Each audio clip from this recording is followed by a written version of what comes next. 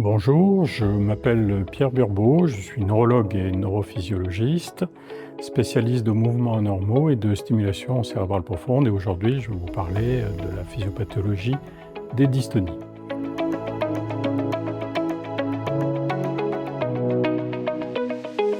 Les dystonies représentent le troisième type de mouvement normal en termes d'incidence de la population générale après la maladie de Parkinson et le tremblement essentiel. Or, leur physiopathologie reste mal connue. Un certain nombre d'arguments laissent à penser qu'il pourrait exister dans cette maladie ou dans ce groupe de maladies une hyperactivité du système cholinergique striatal. Pour le démontrer, nous avons suivi une double approche expérimentale chez le primate non humain et d'imagerie fonctionnelle chez l'homme.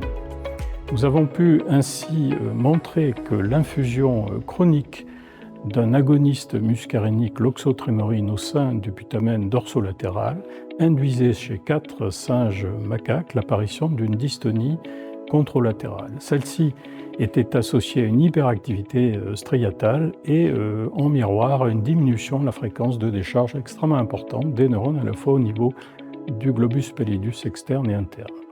Chez l'homme, dans une approche en PET scan, nous sommes intéressés spécifiquement aux transporteurs vésiculaires de l'acétylcholine. Contrairement à notre hypothèse initiale, nous avons observé une diminution du marqueur dans la région postérieure du putamen, mais en séparant nos groupes de sujets en deux sous-groupes en fonction de la médiane d'âge, nous avons pu montrer que cette diminution du marqueur n'était significative que chez les sujets les plus jeunes.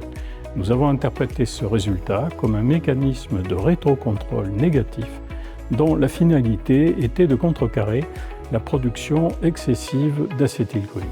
Donc, le modèle que nous obtenons penche pour une hyperactivité striatale qui va perturber le fonctionnement des deux voies cortico-pallidales. Il est fort probable que la modification d'activité au sein de la voie directe est responsable de la composante hyperkinétique de la dystonie, alors que celle au sein de la voie striato-pallidale indirecte rend compte des phénomènes de co-contraction musculaire qui sont à l'origine des postures anormales dans cette pathologie.